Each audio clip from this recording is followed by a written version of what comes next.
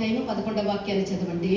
ఉపాగమం 11వ అధ్యాయం 11వ వచనం படிப்போமாக. న్యూట్రానమీ chapter 11 verse 11. మీరు నది దాటి స్వాధీనపరచుకొనుటకు వెళ్ళుచున్న దేశము కొండలు లోయలు గల దేశం. మీరు నది దాటి స్వాధీనపరచుకున్న దానికి వెళ్ళినటువంటి దేశము కొండలు లోయలు కలిగినటువంటి దేశము. ఆకాశ వర్ష జలములు త్రాగును. చాలమ్మా. హల్లెలూయా. நீங்கள் சுதந்திரிக்க போகிற தேசம் மலைகளும் பள்ளத்தாக்குகளும் உள்ள தேசம். அது வானத்தின் மழை தண்ணீரை குடிக்கும் தேశம். ప్రియమైనటువంటి దేవుని యొక్క జనమా, ఒక నిజమైనటువంటి ఒక దేవుని యొక్క బిడ్డ యొక్క జీవితం కూడా ఇప్పుడు మనం చదివినామే ఈ వాక్య విధముగానే ఉండును. ప్రియమైన దేవుని పిల్లలే, ஒரு உண்மையான దేవుని పిల్లల జీవితం కూడా ఇప్పుడు படித்த వచనத்தின் படித்தான் இருக்கும். వాగ్దాన దేశమైనటువంటి ఏక కానాన దేశము ఏ విధముగా ఉండే అంటే, వాగ్దాన దేశమాగి இந்த కానాన దేశం எப்படி అది కొండలు లోయలు కలిగినటువంటి దేశము. அந்த தேசம் மலைகளும் பள்ளத்தாக்குகளும் நிறைந்த தேశம். ఒక దేవుని యొక్క బిడ్డ యొక్క జీవితము కూడా ఇదే విధముగా ఉండును అని మనం తెలుసుకోవాలి. ஒரு దేవుని పిల్లల జీవితం కూడా எப்படித்தான் இருக்கும் என்று நாம் தெரிந்து கொள்ள வேண்டும். దేవుని యొక్క బిడ్డ యొక్క జీవితం ఏ విధముగా ఉండును అంటే, ஒரு దేవుని పిల్లల జీవితం எப்படி இருக்கும் என்று சொன்னால், కన్నీళ్లు వచ్చేటువంటి సందర్భాలు ఉన్నవి, సంతోషం కలిగే సందర్భాలు ఉన్నవి. కన్నీరు வருகிற సందర్భాలు இருக்கும், సంతోషం வருகிற సందర్భాలు இருக்கும். దుఃఖపడినటువంటి సందర్భాలు, ఆదరించబడినటువంటి సందర్భాలు కలవు. దుఃఖపడిన సందర్భం వరకు తీర్చబడిన సందర్భాలు, అపజయము కలిగినటువంటి సమయములు, జయము కలిగినటువంటి సమయములు కూడా ఉండును. நமக்கு தோல்விகளும் வரும், ஜெயமுகளும் வரும். అదే విధముగా పేదరికము వచ్చును, లేదా సమృద్ధి వచ్చినటువంటి కాలము కూడా వచ్చును. அல்லது நமக்கு இல்லாமல் ஒன்றுமில்லாமல் போகலாம், அப்படிப்பட்ட நிலைமை வரும். பிறகு நமக்கு நிறைவாக இருக்கிற ஒரு காலம் கூட வரும். అనేక సందర్భాల్లో పల్లములో దిగినటువంటి అనుభవము, కొన్ని సందర్భాల్లో ఎత్తులో ఎక్కినటువంటి అనుభవము కలుగును. சில நேரங்களில் பள்ளத்தில் இறங்கி போகிற நிலைமை வரும், சில நேரங்களில் மேலே உயர்ந்த இடத்துக்கு ஏறி போகிற நிலைமை கூட வரும். జీవితంలో ఒకటి వెంబడి ఒకటి వచ్చేటువంటి కార్యములుగా ఉన్నది. ఇవెల్లం దేవుని పిల్లల జీవితంలో ఒండ్రుకు పిన్నాల్ ఒండ్రు వరుగ కార్యములు ఆశ్చర్యపడేటువంటి ఒక కార్యమేమీయో కాదు. ఇది మనం ఆశ్చర్యపడడానికి ఎంత ఒక విషయం ఇది మన జీవితమును గురించినటువంటి దేవుని యొక్క అమరికయే ఉన్నది. ఇది జీవిత కుతే కర్తర్ వైతక నియమకలా ఇరుక్கிறது. కావున మనము పడినటువంటి ప్రస్తుతము మనం పడినటువంటి ఏ కష్టమైనను సరే, అక్కడ ఇప్పుడు పడుకున్న ఎంత కష్టమాగినం సరే, ఏ కన్నీళ్ళైనను, శ్రమలైనను, బాధలైనను, ఇరుకులైనను, ఇబ్బందులైనను సరే, ఎప్పటిపట్ట కన్నీర్ కవలకి కట్టుకల్ దుఃఖమానాலும் సరే, ఇవన్నీ కూడా నిరంతరముగా ఉండను. ఇదే నా జీవితము, ఇంతేనా నా జీవితము, కన్నీళ్ళేనా నా జీవితము, శ్రమలేనా నా జీవితములో, ఉపద్రవములేనా నా జీవితము, అపజయమే నా జీవితమా, పేదరికమే నా జీవితమా, నేను ఈ విధముగానే ఉండాలనా అని నువ్వు తలంచవద్దు. అయ్యో జీవితంలో ఎప్పుడు కన్నీరే కవலை, எப்பொழுதே ஒன்றுமில்லாமல் இருப்பது, பஞ்சம், இப்படி எனக்கு எப்பொழுதுமே இந்த ஏழு நிலைமையிலே இருந்துடுவேனா என்ற நிலைமை நமக்கு வரக்கூடாது. ముగింపు అని నువ్వు తలంచవద్దు. இதுதான் முடிவு என்று நினைக்க கூடாது. దీనికి ఒక మంచి ఉదాహరణ మనము వేదములో మనము చూడవచ్చు. இதற்கு நல்ல எடுத்துக்காட்டாக வேதத்திலே நாம் பார்க்கிறோம். 126వ కీర్తన 5-6 వాక్యాల్ని మనం చూడగా, 126వ సంగీతం 5-6 వచనங்களை படிக்கும்போது, 126:5-6 వర్సెస్.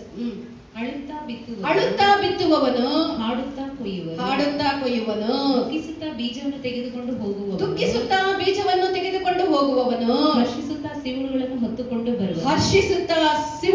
ಹೊತ್ತುಕೊಂಡು ಬರುವನು. ಕಣ್ಣೀళ్ಲು విడిచిచు విత్తువాడు.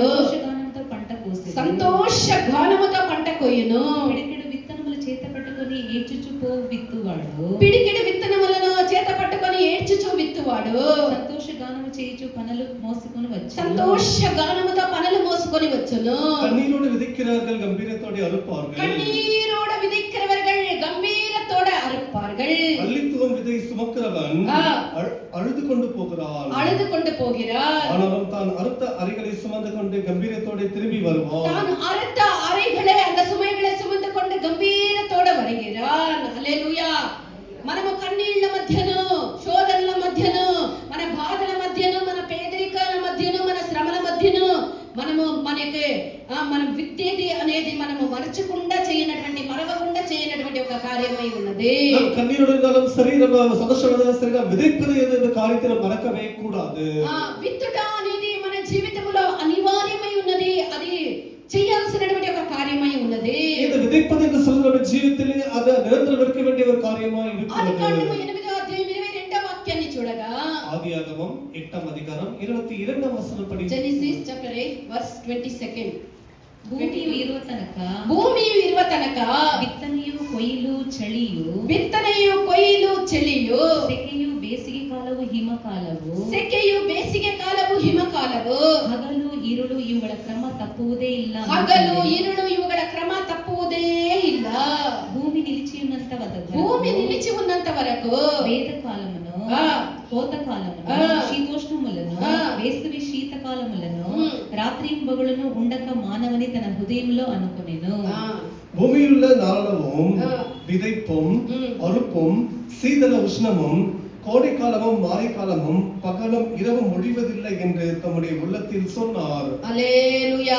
కావున భూమి ఉన్నంత వరకు మనం ఈ కార్యాలని చేసేది తప్పదు. ஆகையால் அந்த பூமி இருக்கிறவர்களுக்கு இப்படிப்பட்ட காரியங்கள் இருக்கதே, அதை நிறுத்தாது என்று சொல்லப்படுகிறது. విత్తుట అనేది ఒక మంచి కార్యము.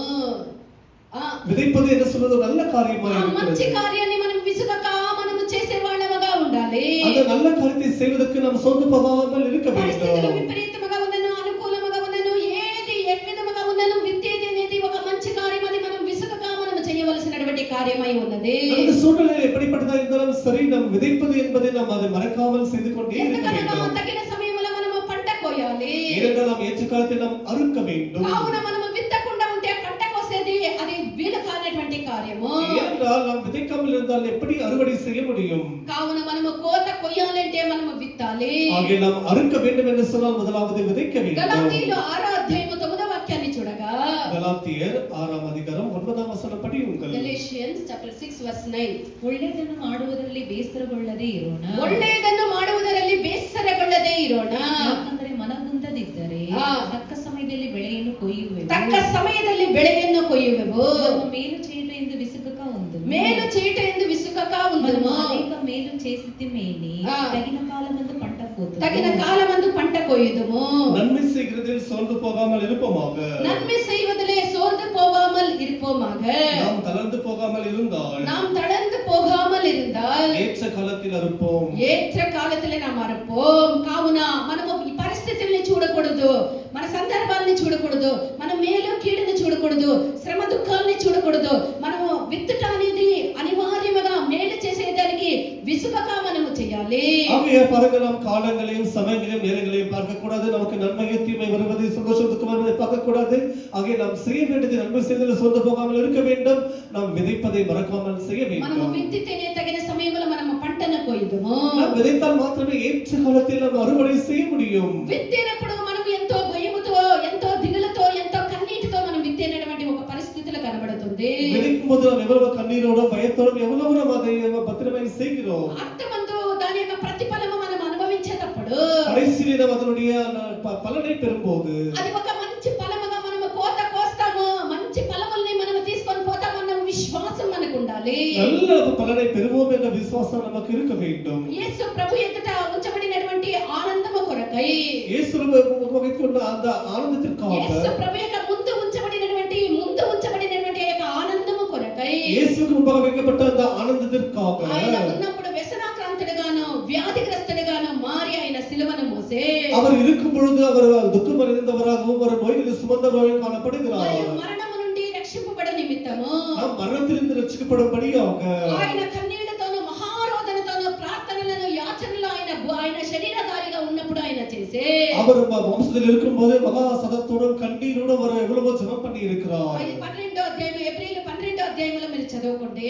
எபிரேயர் 12వ అధికారం நீங்கள் படித்துக் మనము கொள்ளுங்கள். విత్తునప్పుడు விதைக்கும் போது కన్నీళ్లతోనే విత్తినప్పటికీ కూడా கண்ணீரோடு விதைத்தாலும் கூட దాని యొక్క అంతము ఏ విధముగా ఉండును అంటే அதனுடைய முடிவு எப்படி இருக்கும் என்று சொன்னால், సంతోషముతో అపరితమైనటువంటి యొక్క పంటల్ని మనము కోయుదుము.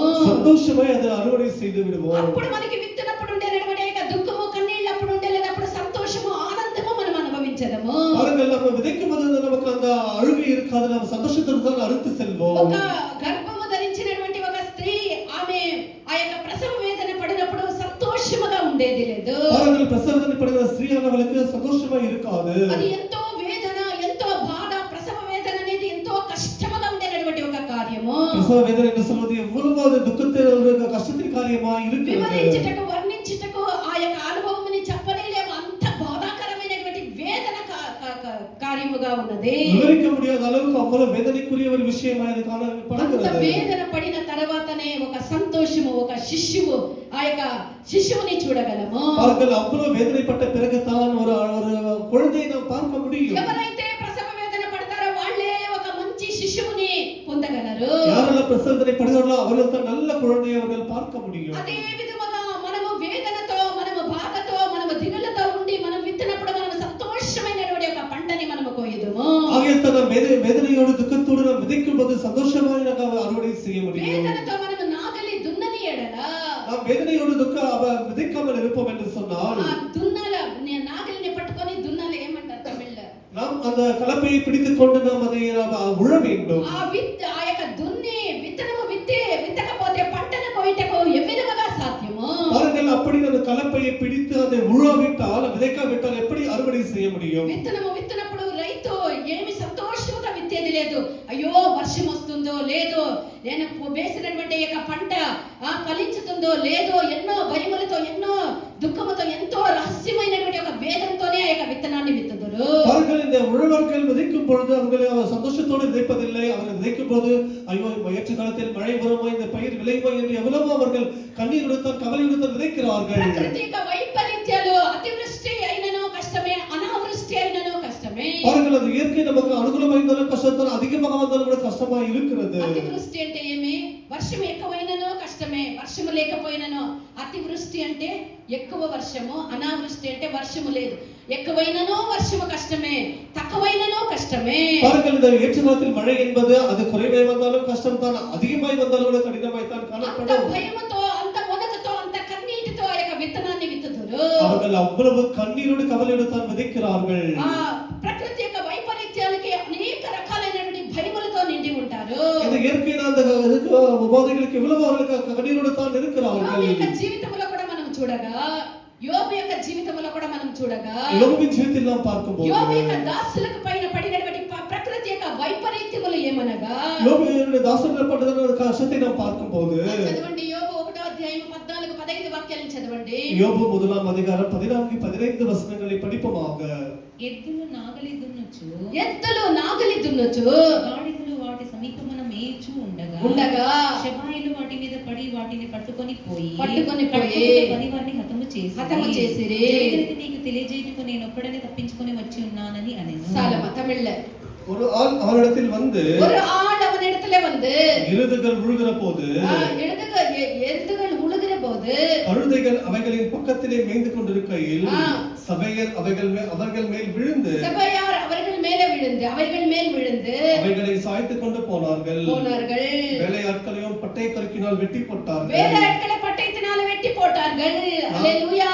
ఈ విధమైనటువంటి ఒక పరిస్థితి యోబు యొక్క జీవితంలో కూడా కలిగే. இப்படிப்பட்ட ஒரு நிலைமை யோபின் ஜீவிதத்தில் நடந்திருக்கிறது. దేవుని యొక్క పిల్లలమైనటువంటి మన యొక్క జీవితంలో కూడా ఇలాంటి ఒక పరిస్థితిని మనం ఎదుర్కోవాల్సి వచ్చును. దేవుని పిల్లల జీవితంలో இப்படிப்பட்ட నిலைமை நாம் ఎదుర్కొల్ల வேண்டிய నిலைமை வரலாம். మన పూర్వ పితరుల యొక్క జీవితాల గురించి మనం చూసినట్లయితే, நம்முடைய முற்பிதாக்களின் ஜீவித்தை நாம் பார்க்கும்போது యాకోబు, యోసేపు, దావీదు తదితర అనేక పూర్వ పితరుల యొక్క జీవితాలను మనం చూసినట్లయితే, యాకోబు, యోసేపు, దావీదు ముற்பிதாக்களின் జీవిத்தை நாம் பார்க்கும்போது ఎవరైతే చెలియందునో, వర్షమందునో, భయమందునో, అపాయమందునో, పేదరికమందునో, లేమియందునో, కఠినమైనటువంటి కాలమందునో ప్రయాసపడుతూ తమ అమూల్యమైనటువంటి విత్తనమును విత్తిరో, யாரெல்லாம் கூட தன்னுடைய அந்த துக்கத்திலும் வேதனையிலும் சரி, அந்த குளிரிலும் வெப்பத்திலும் சரி, அவர்கள் கவலைப்படாமல் விதைகளை விதைத்தார்களோ, కోత సమయమందు அவர்கள் அந்த அறுவடை நேரத்திலே సంతోషముగా వాళ్ళ పనులు మోసుకొని వచ్చినటువంటి ఒక అనుభవాన్ని మనం చూడగలము. அவர்கள் சந்தோஷமாக அறுவடை செய்து கொண்டு வந்ததை நாம் பார்க்கிறோம். యాకోబు ఏమంటూ ఉన్నాడో చూడండి. యాకోబు என்ன சொல்லுகிறார்? ఆదికాండము 31వ అధ్యాయం 40వ వాక్యాన్ని చూడండి. ఆదియాగమం 31వ అధ్యాయం 40వ వచనం పడి ఉంది. Genesis chapter 31st verse 40. ಹಗಲಲ್ಲಿ ಬಿಸಿಲಿನಿಂದಲೂ ಇರುಳಲ್ಲಿ ಚಳಿಯಿಂದಲೂ ಬಾಧೆಪಟ್ಟೆನು. ನಿದ್ದೆ ಮಾಡುವುದಕ್ಕೂ ಅವಕಾಶವಾಗಲಿಲ್ಲ. ಯಾಕೋಬು మన పూర్వపితరుడైనటువంటి యాకోబు చెప్పినటువంటి పగటి యందును రాత్రి మంచుకైనను నేను క్షీణించిపోతిని, నిద్ర నా కనులకు దూరమాయే అని ఆ యొక్క మన పూర్వపితరుడైనటువంటి యాకోబు అంటే తమిళ్ల பகலிலே வெயிலும் இரவிலே குளிரும் என்னை பட்சித்தது. நித்திரை என் கண்களுக்கு தூரமாய் இருந்தது. హల్లెలూయా. అత యాకోబు యొక్క 20 ఏండ్ల యొక్క కఠినమైనటువంటి ప్రయాస మూలముగా, ఏలుకుని 20 వర్షముగా యాకోబునుடைய కఠినమైన ప్రయాసത്തെ నిమిత్తமாக పగలు రాత్రి ఆ అన్ని సమయంలో యాకోబు యొక్క కఠినమైనటువంటి ఆ యొక్క 20 సంవత్సరాల యొక్క పరిశ్రమమునకు ஏறக்குறைய 20 வருஷத்தின் நாட்களா அவர் பட்ட பிரயாசத்திற்காக ఆయన అభివృద్ధి చెందే அவர் வளர்ச்சி அடைந்திருக்கிறார். విస్తారమైనటువంటి పశువుల యొక్క మందకు అతడు నాయకుడాయే. அவர் ஏராளமான மிருக ஜீவன்களுக்கு அவர் தலைவனாக மாறி இருக்கிறார். యోసేపు యొక్క జీవితమును మనం చూసినట్లయితే யோசேப்பின் ஜீவிதத்தை యోసేపు ఐగుప్తు దేశం యొక్క అధిపతిగా మారటకు ముందు யோசேப்பு எகிப்து நாட்டிற்கு அவன் தலைவனாக மாறுவதற்கு முன்பாக అతడు ఐగుప్తు దేశమునకు అధిపతిగా అతడు మారలేదు. సులభமாக அந்த எகிப்து தேசத்துக்கு அதிபதியாக மாறவில்லை. అతని యొక్క జీవితమైనది తీవ్రముగా వేదనకు లోనాయే. அவருடைய ప్రాణానది எவ்வளவோ துக்கத்துக்குள்ளாக ஆளாக மாறி இருக்கிறது. 5వ కీర్తన 18వ వాక్యాన్ని చదవండి. సంగీతం 105వ అధికారం 18వ వచనం படியுங்கள். Psalm 105 verse 18. వారి సంకెళ్ళ చేత అతని కాళ్ళను నొప్పించింది, ఇనుము అతని ప్రాణమును బాధించెను. దినము అతని ప్రాణమును బాధించిరి. హల్లెలూయా. 105:18.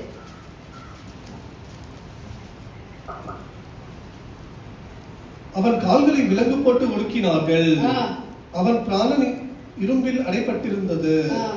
ஆதியாகமம் 42వ అధికారத்தை பார்த்துக் கொள்ளுங்கள், அங்க கூட இருக்கிறது. அல்லேலூயா. అతడు చెరసాల్లో ఉన్నప్పటికీ, அவன் சிறைச்சாலையில் இருந்தாலும் கூட, అతడు తన యొక్క తోడుగా తనతో ఉండేటువంటి ఆ యొక్క ఖైదీలకు మేలు చేసినా గానీ యోసేపు కీడు చేయలేదు. அவன் தன்னுடன் இருந்த அந்த கைதிகளுக்கு அவர் உதவி செய்ததை தவிர அவர்களுக்கு அவர் தீமை செய்யவில்லை.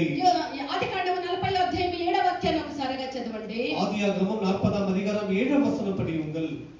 అతడు ఎందుచేత నేడు మీ ముఖములు చిన్నబోయిచున్నవి, తనతో కూడా ఉండేటువంటి ఏక ఖైదీల్ని అడుగుతూ ఉన్నాడు, ఎందుచేత మీ ముఖములు చిన్నబోయి ఉన్నవి. తన యజమాని అంటే తనతో కావలి అందున్న ఫరో ఉద్యోగస్తులను అడిగెను, ఎందుచేత మీ యొక్క ముఖములు చిన్నబోయి ఉన్నదని విచారిస్తూ ఉన్నాడు యోసేపు. எதற்கு உங்களுடைய முகங்கள் இவ்வளவு சுகமா இருக்கிறது என்று இங்க பாருங்க, இங்க யோசேப்பு விசாரிக்கிறார். ఖైదీలు దుఃఖముతో వేదనతో బాధగా ఉండగా వాళ్ళని విచారించి వాళ్ళని ఆదరించే பாருங்க, தன்னுடன் இருக்கிற கைதிகளை அவர் விசாரித்து அவர் துக்கத்தை తీర్చినాడు. ఇతరుల మీద ఉండేటువంటి ఏక చింత భారమే యోసేపు యొక్క విడుదలకును అతడు హెచ్చించబడేదానికి కారణమాయే. மற்றவர்களுக்கு அந்த சிந்தையின் பாரமே அவன் அவ்வளவா உயர்த்தப்படுவதற்கு காரணமாய் இருந்திருக்கிறது. దావీదుని గురించి మనం చూసినట్లయితే, இன்னும் தாவீதை குறித்து நாம் దావీదు అంత ఈజీగా పోయి ఆ యొక్క సింహాసనం ఎక్కి సింహాసనాన్ని అలంకరించలేదు. தாவீதை பார்க்கும்போது அவன் சுலபமாய் போய் அந்த சிங்காசனத்தில் உட்காரவில்லை. దావీదు చెప్పినప్పుడు ఏమని చెప్తూ ఉన్నాడు? தாவீது சொல்லுவது என்ன சொல்றார்? రాత్రి పగళ్ళు నా కన్నీళ్లు నాకు అన్నపానములయ్యాయి అని చెప్తూ ఉన్నాడు. இரவு பகலும் என் கண்ணீர் தான் எனக்கு உணவாய் இருந்தது என்று சொல்கிறார். అనుభవించే దావీదు సింహాసనాన్ని అరుదించిరి. தாவீது எத்தனையோ கஷ்டப்பட்டு தான் அந்த சிங்காசனத்தில் உட்கார்ந்திருக்கிறார். దేవుని యొక్క బిడ్డ, ప్రియమైన దేవుని నువ్వు పిల్లకి, కన్నీటితో విత్తినప్పుడు, நீ கண்ணீரோடு விதைக்கும் போது, నువ్వు కన్నీటితో ఒకవేళ విత్తవచ్చును. நீ கண்ணீரோடு ஒருவேளை விதைக்கலாம். అనగా నీవు నీ కర్తవ్యములను శ్రమల్లోనూ బాధల్లోనూ హింసల్లోనూ వేదనలోనూ వ్యాధుల్లోనూ నువ్వు చేసి ఉండవచ్చును. நீ ஒருவேளை கண்ணீரோடு துக்கத்தோடும் வேதனையோடும் கவலையோடும் அதை விதைத்திருக்கலாம். ఎవరును నీ కఠినమైనటువంటి పరిశ్రమను గుర్తించక పోయి ఉండవచ్చును. ஒருவேளை யாரும் கூட உன்னுடைய கடினமான சூழ்நிலையை பார்க்காமல் இருந்திருக்கலாம். అనేక సందర్భాల్లో మనం అవిధముగానే తలెస్తూ ఉంటాము. அநேக நேரங்களில் நாம் அப்படித்தான் நினைக்கிறோம். కష్టం ఎవరికి తెలియదే, என்னுடைய கஷ்டம் யாருக்கும் தெரியாது, ఎవరికి తెలియదే, கண்ணீர் யாருக்கும் தெரியாது, అనుభవిస్తూ ఉన్నాను, ఎంత బాధపడుతూ ఉన్నానని ఎవరు గ్రహించలేదే అని మనం అనుకుంటూ ఉంటాము. நான் எவ்வளவு கவலைப்படுகிறேன், கஷ்டப்படுகிறேன் என்று யாரும் அறியாமல் இருக்கிறார்கள் என்று நினைக்கிறோம். ప్రియమైనటువంటి దేవుని యొక్క బిడ్డ, ప్రియమైన దేవుని పిల్లయే, ఈ యొక్క కష్టాన్ని ఎవరు గుర్తించలేకపోయి ఉండవచ్చు. நம்முடைய கஷ்டங்களை யாருமே அறியாமல் போயிருக்கலாம். ఒకవేళ ఏ మేలు నీ యొక్క కష్టం యొక్క ఫలితముగా ఏ మేలు నీకు రాకుండా పోయి ఉండవచ్చు. உன்னுடைய கஷ்டத்துக்கு எந்த நன்மையும் நீ பெறாமல் இருக்கலாம். అయితే ఒక దినం ఉన్నది, ஒரு நாள் இருக்கிறது, కన్నీటితో విత్తిన దానికి సంతోషముతో పంట కోయినటువంటి ఒక దినము నీకున్నది. நீ கண்ணீரோடு விதைத்த அந்த அனுபவத்திற்கு ஒரு சந்தோஷமான அனுபవం இருக்கிறது. నువ్వు ఎంతో దూరములో ఆ యొక్క సమయం లేదు, ఆ యొక్క సమయమైనది చాలా ఆసన్నముగా ఉన్నది. அது எவ்வளவோ தூரம் இல்லை, அது மிகவும் நெருங்கி வந்திருக்கிறது. ఆ దినమున నువ్వు విస్తారమైనటువంటి కోతను కోయదువు. நீ அப்பொழுது ஏராளமான அரிகளை அறுத்துக் கொண்டு வருவாய். ఎందుకనగా నీ ప్రియుడు నీ ప్రభువు నీ యొక్క యేసు కూడా ఆయన శరీరధారిగా ఉన్నప్పుడు ఆయన వ్యసనక్రాంతుడుగా ఉండే. ஏனென்றால் நம்முடைய கர்த்தராகிய இயேசுவானவர் கூட ஒரு மாம்சத்தில் இருக்கும்போது அவர் அவ்வளவாக பாடப்பட்டு వ్యసనமாய் இருந்திருக்கிறார். ఆయన దుఃఖక్రాంతుడుగా ఉండే. அவர் எப்பொழுதும் துக்கமாய் தான் இருக்கிறார். మార్గమైనది కన్నీటి యొక్క మార్గముగా ఉండే. அவர் పోనదాన వழி என்று சொல்வது కన్నీరిன் వழியாக இருக்கிறது. యెషయా 53వ అధ్యాయం 3వ వాక్యం ఇంట్లో చదువుకోండి. యెషయా 53వ అధికారం 3వ యేసు ప్రభువు తన యొక్క స్వంత శరీరమును, యేసు తన సొంత శరీరத்தை గోధుమ గింజ విత్తు రీతికి ఆయన విత్తవలసి ఉండే. பாருங்கள், அந்த நிலத்தை முழுவதும் விதமாய் விதைக்க வேண்டியது இருந்தது. ఆయన యొక్క శరీరముని గోధుమ గింజ వలె సమాధిలో పాతి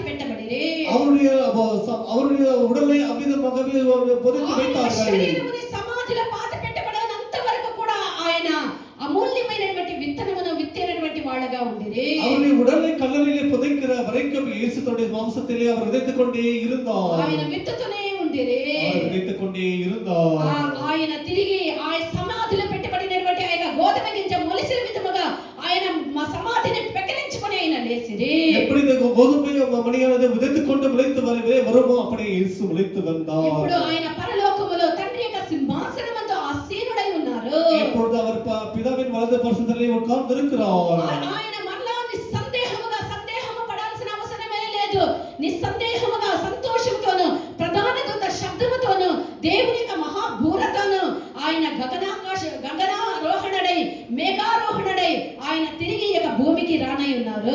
சந்தேகப்படாமல் நிச்சயமாக நம்முடைய இயேசுவானவர் பிரதான தூதரின் சத்தத்தோடும் வாரத்தோடும் எக்கால சத்தத்தோடும் அவர் மத்திய வனத்திலே పరలోకములోని ప్రభు ఆయన మరలా భూలోకమునకు రానై ఉన్నాడు. பரலோகத்தின் தேவன் மீண்டும் பூமிக்கு வர இருக்கிறார். ఎంత నిమిత్తమైన రానై ఉన్నాడు?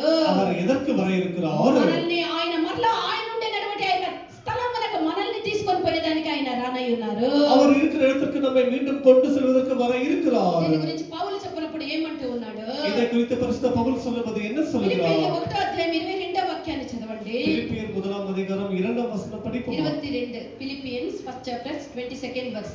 అయినను శరీరముతో నేను జీవించుటయే నాకున్న పనికి ఆ. బల సాధనమైన ఎడల ఆ. నేనేమి కోరుకొందునో నాకు తోచలేదు. నా మట్టుకైతే బ్రతుకుట క్రీస్తే, నా మట్టుకైతే బ్రతుకుట క్రీస్తే, సావైతే లాభము. పౌలు విధముగా చెప్తూ ఉన్నాడు. இப்படியாக பரிசுத்த பவுல் சொல்லுகிறார். నిశ్చయముగా మన ప్రయాసములకు మనం ప్రతిఫలము పొందెదము. నిశ్చయమైన ప్రయాసத்துக்கு நிச்சயமாக நம்ம பலனை பெறுவோம். మత్తయి సువార్త 5వ అధ్యాయం 4వ వాక్యములో ఏమనుంది? மத்தேயு சுவிசேஷம் 5వ అధ్యాయం 4వ వచనంలో என்ன சொல்லப்படுகிறது? దుఃఖపడువారు ధన్యులు, వారు ఓదార్చబడుదురు. దుఃఖపడువారు ధన్యులు, వారు ఓదార్చబడుదురు. துக்கப்படுகிறவர்கள் பாக்கியவான்கள், அவர்கள் தேற்றப்படுவார்கள். దుఃఖపడేవాళ్ళు ధన్యులు, వాళ్ళు దేవుని చేత ఓదార్చబడుదురు. துக்கப்படுகிறவர்கள் பாக்கியவான்கள், அவர்கள் கர்த்தராலே தேற்றப்படுவார்கள். పేతురు కూడా ఏమంటూ ఉన్నాడు? பேதுரு கூட என்ன சொல்லுகிறார்? 1 పేతురు 4వ అధ్యాయం 13వ వాక్యాన్ని చదవండి. 1 పేతురు 4వ అధ్యాయం 13వ వచనం படியுங்கள். క్రీస్తు మహిమ బయలుపరచబడినప్పుడు ఆ. మీరు మహా ఆనందముతో సంతోషించు నిమిత్తము క్రీస్తు మహిమలో బయలుపడినప్పుడు మీరు మహా సంతోషముతో ఆనందించెదరు. கிறிஸ்து வெளிப்படும் போது நீங்கள் மகா சந்தோஷத்தோடு நீங்கள் சந்தோஷப்படுவீர்கள். మనము క్రీస్తు బయలుపడినప్పుడు మన యొక్క దుఃఖము సంతోషముగా మారును. கிறிஸ்து வெளிப்படும் போது நாம் சந்தோஷமாய் இருப்போம். కావున ఆ దినము వరకు విత్తుట అనేది మనం జాగ్రత్తగా చేయవలసినటువంటి ఒక పని అయి ఉన్నది. ஆகையால் அந்த நாள் வரைக்கும் கூட விதைக்கிறது என்பது நாம் செய்ய வேண்டிய காரியமாய் இருக்கிறது. మనం విత్తే దాని గురించి కూడా మనం జాగ్రత్త గలవారమై ఉండాలి. நாம் விதைப்பதை குறித்து கூட ஜாக்கிரதையாக இருக்க வேண்டும். మనము దేన్ని విత్తుతూ ఉన్నామో, நாம் எதை விதைக்கிறோம், మనము దేన్ని విత్తుతూ ఉన్నామో దాన్నే కొయ్యుదుము. நாம் எதை விதைக்கிறோமோ அதைத்தான் அறுப்போம். రాగులు విత్తి ఒట్లను కొయ్యగలరా? దానిమ్మ చెట్టును పొడిచి మామిడి పండును కొయ్యగలరా? లేదు కదా. మనము దేన్ని విత్తుతూ ఉన్నామో దాని గురించి జాగ్రత్త గలవారమై ఉండాలి. ஆகையால் நாம் எதை விதைக்கிறோமோ அதைத்தான் அறுப்போம். அதை குறித்து ஜாக்கிரதையாக எச்சரிக்கையாக இருக்க గలాతీయులు வேண்டும். 6వ అధ్యాయం 7వ వాక్యాన్ని చదవండి. గలాతీయర్ 6వ అధ్యాయం 7వ వచనం படியுங்கள். Galatians chapter 6 verse 7. మనుషుడు ఏమి విత్తునో ఆ పంటనే కొయ్యును. మనుషుడు ఏది విత్తునో ఆ పంటనే కొయ్యును. హల్లెలూయా. హల్లెలూయా. మనుషుడు ఏది విత్తుతానో అదే అర్పాన్. మనము ఏమి విత్తుతామో దాన్నే ఆ పంటనే కొయ్యుదుము. మనుషులు ఎதை విதைக்கிறானோ அதை தான் అరుப்பான். ఉదాహరణకు వారు గాలిని విత్తి ఉన్నారు గనుక அவர்கள் காற்றை விதைத்திருப்பார்கள் நினைத்துக் கொள்ளுங்கள்.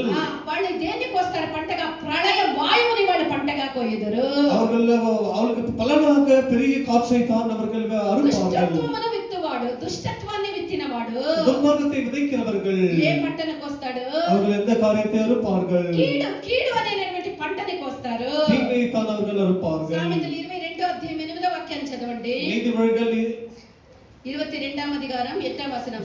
Proverbs 22nd chapter 8th verse. దౌష్టమ్యమును విత్తువాడు కీడును కోయును. తమిళ్ల 22:8. அநியாயத்தை விதைக்கிறவன் வருத்தத்தை அறுப்பான். అన్యాయத்தை విధిக்கிறవన్ வருத்தத்தை அறுப்பான். హల్లెలూయా. దుష్టత్వాన్ని విత్తువాడు కీడును కొయ్యును.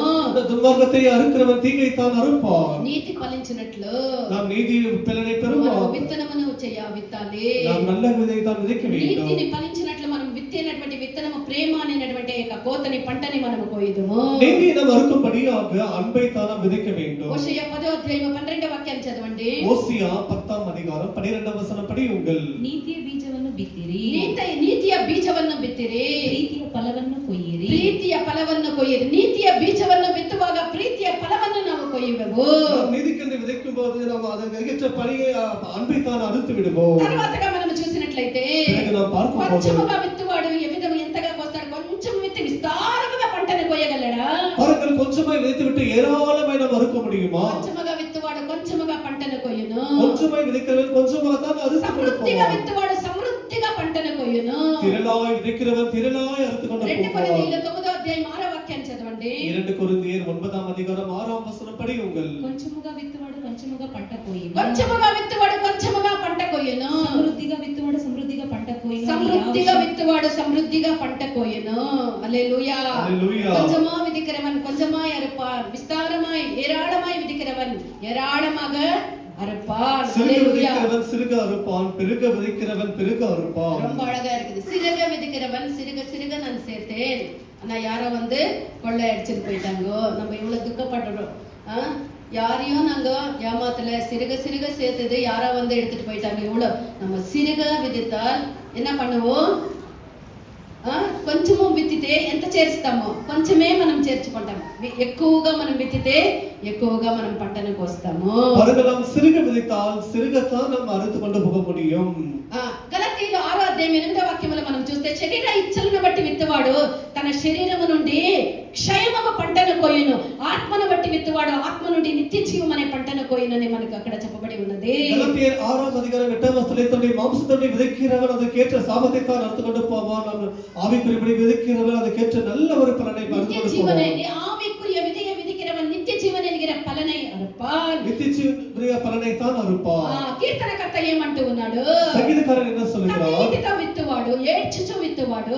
இத அழுது கொண்டு விதைக்கிறவர்கள். 26వ కీర్తన 6వ అధ్యాయము ఏడ్చుచు విత్తువాడు సంతోషము గానముతో పనలు మోసుకొని వచ్చునని చెప్పే. அவர்கள் அழுது கொண்டு விதைக்கிறவர்கள் அவர் சந்தோஷத்தோடு அவர்கள் அழுது கொண்டு పాత வருவார்கள். నిబంధన కాలం యొక్క నియమం ఏమనగా பழைய ஏற்பாட்டு காலத்தின் ஒரு நியமம் என்னவென்றால் పంటలో ఒక పనని యాజకుని యొద్దకు తీసుకొని రావాలి. அவர்கள் அறுத்த அரிகளிலே ஒரு அரிக்கட்டை ஆசாரியனுக்கு கொண்டு வர வேண்டும். మొదట పనకట్టని మొదట పంటలో మొదట పనకట్టని యాజకుని దగ్గరికి తీసుకొని రావాలి. அவர்கள் அறுத்த முதல் அந்த அரிக்கட்டை ஆசாரியனுக்கு கொண்டு வர வேண்டும். లేవియ రాగమం లేవి కాండం 23వ అధ్యాయం 10-11 వాక్యాలను చదువుకోండి, మీకు తెలుస్తుంది. லேவியராகமம் 23ஆம் அதிகாரம் 10-11 வசனங்களை అదే విధముగా படியுங்கள். భూమి ప్రథమ ఫలాల్ని కూడా వాళ్ళు మోసుకొని రావాలి. எனக்கு பூமிக்குரிய முதல் கனிகளை கொண்டு வர మొదట வேண்டும். పనకట్టని తీసుకురావాలి. తర్వాత ఆ యొక్క వచ్చినటువంటి ఆ యొక్క ధాన్యముల మొదట ఫలముని దేవుని యొక్క సన్నిధానాన్ని తీసుకురావాలి. அவர்கள் அறுத்த அந்த அரிகளிலே முதலாவது அரிக்கட்டை முதலாவது ஆசாரியனுக்கு கொண்டு வர வேண்டும். பிறகு முதலாவது கனிகளை கூட ஆசாரியனுக்கு கொண்டு வர வேண்டும். దేవుని యొక్క యెహోవా మందిరమునకు తేవాలని నిర్గమకాండం 23వ అధ్యాయములో మనం చూడగలము. இவையெல்லாம் தேவனுடைய ஆசாரியத்திற்கு கொண்டு வர வேண்டும் என்று யாத்திரையாகமம் 23 படிக்கிறோம். ఎందుకని దేవుని విధముగా చెప్పిరి అంటే எதற்கு கர்த்தர் இப்படி ఇది சொன்னார் என்று ప్రజలకు சொன்னார். దేవుని పట్ల చూపునటువంటి యొక్క కృతజ్ఞత హృదయమునకు సాదృశ్యమై ఉన్నది. இது ஜனங்கள் தேவனுக்கு காண்பிக்கிற நன்றியுள்ள இருதயத்தை காட்டுகிறது. ఇంతగా ప్రభువా ప్రకృతి వైపరీత్యములన్నిటినీ కూడా తొలగించి கர்த்தரானவர் எல்லா இயற்கைக்குரிய எல்லா ஆபத்துகளை தேவன் விலக்கிவிட்டு విత్తినప్పుడు తగిన సమయములో దేవుడు వర్షాన్ని కురిపించి நாங்கள் விதைக்கும் போது ஏற்ற காலத்தை கர்த்தர் மழை பெய்ய பண்ணினார். అంతా కూడా నాశనం కాకుండా దేవుడు కాపాడి அந்த பயிரெல்லாம் கூட அழிந்து போகாதபடி கர்த்தர் காப்பாற்றினார். బాగా ఫలమునిచ్చే విధముగా ఇంతగా కోత కోసేదానికి నా దేవుడు చూపినటువంటి యొక్క కృపయే అని తలంచి நாங்கள் விதைத்த எல்லாம் விதைகள் நன்றாக வளர்வதற்கு கர்த்தர் காட்டின கிருபை தான் என்று அவர் நினைக்கும்படியாக దేవుడు తొలకరి వర్షముని కడవరి వర్షములను కుమ్మరించి தேவனானவர் முன்மாறி மழையும் பின்மாறி மழையும் பொழிவு செய்த நிமித்தமாக ఇంత పంట కోయటకు దేవుడే కదా కారణం. ఆయన మనల్ని కాపాడకుండా ఉంటే, ఆయన కృప చూపకుండా ఉంటే ఇంత పంటని నేను కొయ్యగలనా? ఇంత సంపాదనని నేను సంపాదించగలనా? నా రాకపోకలు యందు దేవుడు తోడుగా ఉండి నా మార్గమంతట్లో కాపాడి నాకు పని చేయటకు దేవుడు జ్ఞానమునిచ్చి తెలివితేటలనిచ్చి బుద్ధినిచ్చి నన్ను కాపాడబట్టి ఎంతో మంది ఉద్యోగాలకు పోయేవాళ్ళు హార్ట్ అటాక్లు అయి చనిపోతారు. ఎంతో మంది దారిలో పోయేవాళ్ళు యాక్సిడెంట్లు అయి చనిపోతారు. ఎంతో మంది పోయినోళ్ళు తిరిగా మళ్ళా వచ్చలేదు. అయితే ఇంతగా మమ్మల్ని కాపాడి ఒక నెలంతా కాపాడి మమ్మల్ని ఇంతగా మా యొక్క పంటని మా యొక్క జీతముని మేము తీసుకునే విధముగా చేస్తేనే ఆ కృతజ్ఞత హృదయముతో ఉన్నారా అని దేవుడు శోధించేదానికి దేవుని యొక్క సన్నిధానాన్ని తీసుకొని రమ్మని చెప్పిరి. எவ்விதமாக கர்த்தர் அவர் செய்த எல்லா காரியங்களும் கூட இருந்தார். அவருடைய நாம் விதைத்த விதைகளை காப்பாற்றினார், பயிரை காப்பாற்றினார், எல்லாவற்றிலும் தேவனான நாம் போக்கில வரத்திலும் காப்பாற்றினார் என்பதை குறித்து அவருடைய கிருபை நினைக்கும்படியாக தான் கர்த்தர் இப்படி கொண்டு வர சொல்லி இருக்கிறார். అది దేవుని ప్రజలు ప్రేమించి కృతజ్ఞత చెల్లించి దేవుని యొక్క మందిరమునకు అది కానుకగా అది తీసుకొని అది ప్రథమ ఫలముగా దశమ భాగములుగా కానుకలుగా దాన్ని తీసుకొని రావాలి. இப்படியாக ஜனங்கள் தேவனை நேசித்து தேவனுக்கு செலுத்த வேண்டும் என்று தேவனை நினைவு கூர்ந்து அவர்கள் தேவனுக்கு என்ற முதல் பலன்களை காணிக்கைகளாக கொண்டு வர வேண்டும் என்று அவர் அறிவித்தார். ప్రేమైనటువంటి దేవుని యొక్క జనమా, మనము దేవుని యొక్క రెండో రాకడికి మనం కనిపెట్టుకొని ఉన్నాము. கர்த்தருடைய இரண்டாவது வருகைக்கு நாம் காத்துக்கொண்டு இருக்கிறோம். దేహ విమోచన దినము కొరకు మనము కనిపెట్టి ఉన్నాము. நம்முடைய சரீரத்தின் மீட்புக்காக நாம் எல்லாமே காத்துக்கொண்டு இருக்கிறோம். ఒకరోజు మన యొక్క దేహమునకు విమోచన కలుగుతుంది. ஒரு நாள் நம்முடைய சரீரத்துக்கு மீட்பு இருக்கிறது. ఆ దినము వరకు మనము ప్రసవ వేదనతోనూ కన్నీటితోనూ మూలుగులతోనూ మనము దేవుని యొక్క సన్నిధానములో మనము కనిపెట్టుకొని ఉండాలి. அது வரைக்கும் கூட நாம் தேவனுடைய சமூகத்திலே பிரசவ வேதனையுடன் கண்ணீருடன் தேவனோடு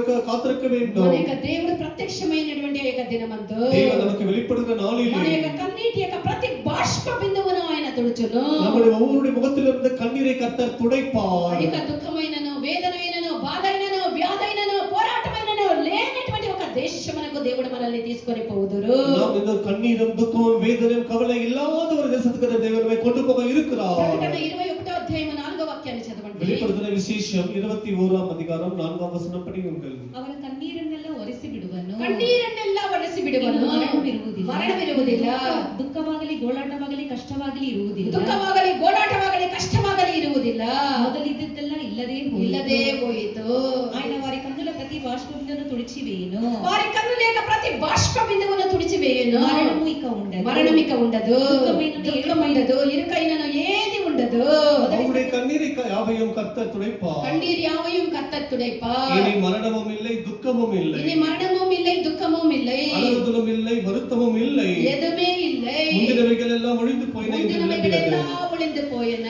కావున ప్రియమైనటువంటి దేవుని యొక్క బిడ్డ, దేవుని పిల్లయే, మన ప్రభువునందు మన ప్రయాసము వ్యర్థము కాదని మనం తలంచి కర్తరుకున్న పడుగుల ప్రయాసం వీణాగాదే என்று நினைத்து దేవుని యొక్క కార్యములను ఆసక్తిగా చేయటకు మనము విసుకక మనం మేలు చేయ కార్యములందు మనము విసుకక ఉందుముగాక.